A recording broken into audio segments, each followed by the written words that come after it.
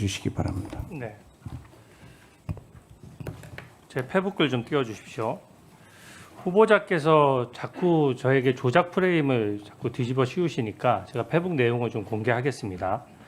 쟁점은 간단해요. 저는 부의금 1.6억, 출판 기념회 1억, 그리고 또 1.5억 해서 2.5억, 3년 사이에 있었고요. 다 현금이고 해마다 그때그때 12월 31일 이전에 소진해서 등록 안 했다 이겁니다. 지금 후보자의 주장이 그거예요. 근데 저는 그렇게 생각합니다. 예전에 출판 기념회가 어땠는지 몰라도 현재 대한민국 국민의 눈높이에는 맞지 않다. 그렇게 생각하는 거죠. 왜냐하면 출판 기념회에는 온갖 이해관계자들이 오는데 지금 당시 방명록 같은 게 남아있지 않아서 이해관계자가 누군지도 모른다고 하지 않습니까? 근데 아까 지금 방금 후보자께서는 책 권당 5만 원씩 받았다라고 하셨죠? 맞습니까? 그렇게 받지 않습니다. 아니 그러니까 책 건당 5만 원씩이라고 아니 잠깐만요.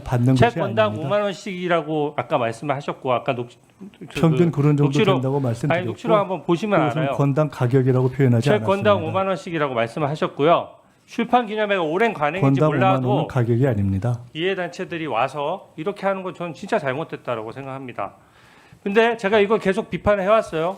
언론 보도에도 여러 번 나왔고. 분명히 후보자 입으로 4번의 이벤트에 6억 받았다라고 스스로 얘기했습니다. 그래서 제가 한 번의 이벤트당 1억 5천만 원 정도 되겠구나 하고 추정을 하고 있었어요. 공개를 안 하니까 그렇게 추정할 수밖에 없는 거 아닙니까? 제 페북글 한번 보십시오. 제가 페북글 하나만 가지고 지금 자꾸 조작됐다 말씀하시는데 바로 직전 글이에요. 2009년 12월 12일 결혼 축의금은 같은 달 31일에 현금 보유 등록 재산을 국민 앞에 공개했어야 되는데 왜 안 했느냐 이렇게 묻고 있죠. 마찬가지로 2020년 11월 2일 날짜 다 명기했습니다. 빙부상 조의금 왜 말일 기준으로 등록인데 12월 31일까지 얼마 안 돼요.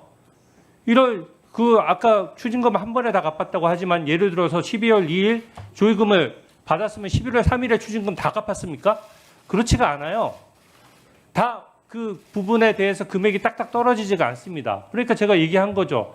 출판 기념회 날짜도 분명히 명기했습니다. 2022년 4월 5일과 2023년 11월 29일 각각 해당 연도 말일에 등록했어야 된다.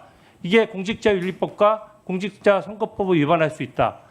그 후보자가 만약에 정상적으로 현금을 받아서 만약에 등록을 그 당시에 했다면은 쓰지 않고 그랬으면 무려 공직자 재산 등록만 6번을 해야 되고 또 후보자 등록으로 또 2번을 해야 됩니다. 근데 후보자 주장은 그거예요.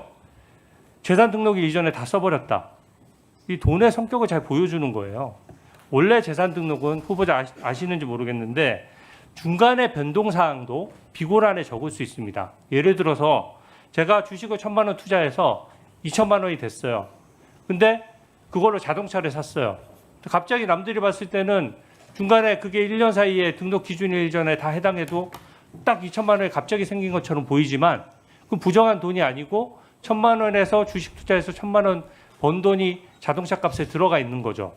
그러니까 당연히 그런 것들은 12월 31일 전에 다 소진을 했어도 사실은 투명하게 하려고 그러면 그 중간 과정을 비고란에 다 적을 수 있도록 돼 있고 적는 사람도 많습니다.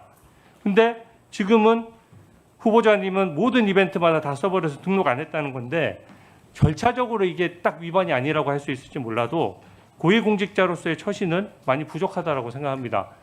제가 두 번째 글을 가지고 자꾸 말씀하시는 거예요. 제가 두 번째 글은 솔직히 말씀드려서 좀 국민들이 쉽게 아시라고 좀 재밌게 쓰려고 정치 풍자적으로 썼습니다. 이 정도 풍자의 영역은 저는 허용된다라고 생각해요. 근데 저기 날짜에 보십시오. 순서대로 썼어요. 결혼식 12월 12일, 빙부상 11월 2일, 출판기념회 11월 29일, 수억대 현금.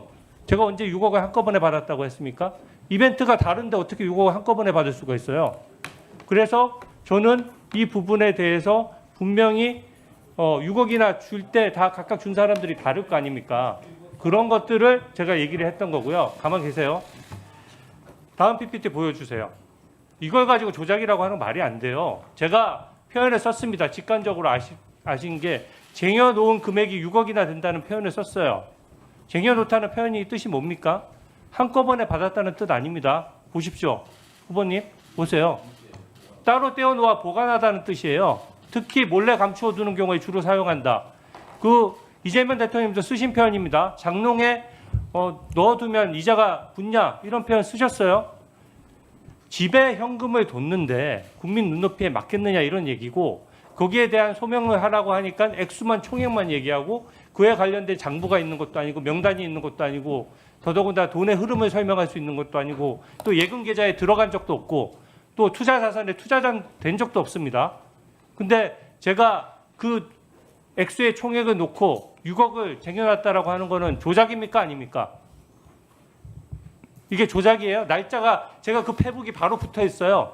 제가 날짜가 다 구분한 조작이라고 생각되는 설명을 조금 있다가 조금 전에 이메일을 다시 올려놓고 해도 될까요? 자, 앞부분 이메일 한번 띄워보세요. 잠시만요. 제가 한번 하나만 더 설명드릴게요.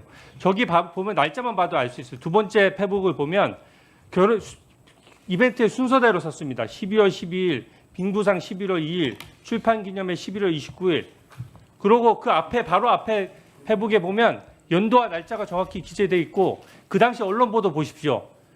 후보자님이 결혼한 지 며칠이고 결혼식 빙부상 출판기념회를 한 달에 안 했다는 걸 모르는 사람도 있습니까? 이거 가지고 조작이라고 하는 거는 저는 말이 안 된다고 생각하고 심지어 존경하는 우리 전영구 의원님이랑 저랑 방송에서 순차적으로 토론식으로 이거 얘기를 했어요. 전영기 의원님도 말씀하셨습니다. 왜 조작하냐?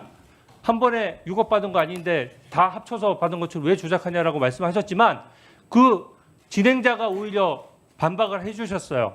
아니 주진우 의원 얘기는 그게 아니라 4번의 이벤트니까 6억이면 1억 5천이니까 억대를 받아서 어떻게 재산 등록일 한 달 전, 2달 전에 1억 5천 되는 돈을 어떻게 다 쓸 수가 있냐?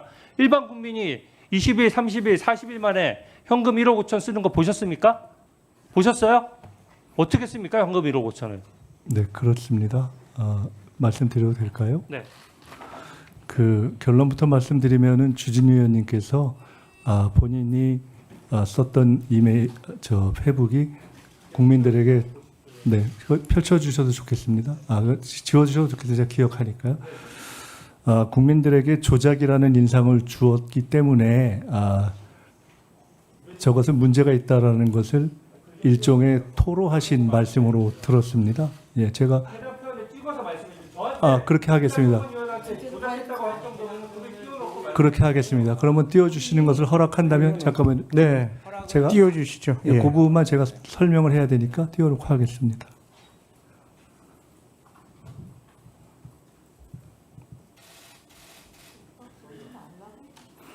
자, 주진우 4일로 되어 있는 부분에 2019년, 2020년, 2022년, 2023년을 각각 연도별로 한 부분은 3일 이후에 4일에 된 부분에 대해서 각 부분에 대해서는 그것을 어떻게 했었어야 된다라고 하고 질문까지 포함해서 선량한 질문에 해당할 수 있다고 생각을 합니다.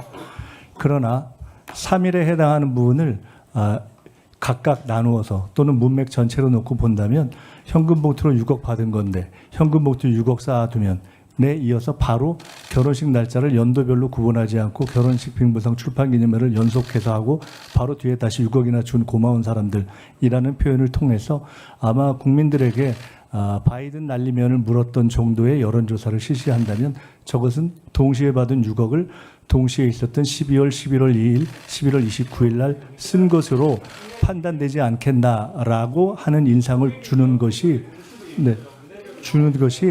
대단히 통상적이라고 보이고 더구나 저것에 그치지 않고 아마도 우리 주진우 의원님의 문제제기에 근거해서 공당인 국민의힘이 현수막으로 6억을 포함한 그런 얘기를 했기 때문에 지금 답변 듣고 했기 때문에 저것은 저 조작의 근거를 제공하신 것이어서 저는 저것에 대해서 제가 여기까지만 말씀을 드리겠습니다. 네. 저것에 대해서 제가 답변 잠깐만요. 예. 네. 말씀 더 답변하겠습니다. 저 부분에 대해서 풍자라고 말씀하시면 사전적인 풍자가 조금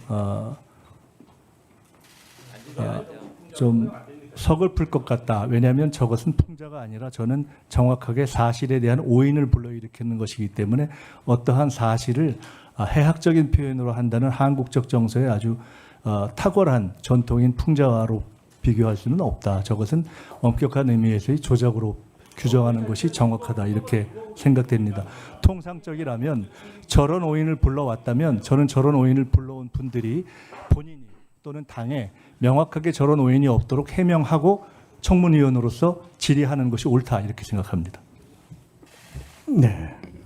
뭐 자세히 또 양측에서 설명도 질의도 있었고 답변도 있었으니까 국민들이 판단하리라고 생각합니다.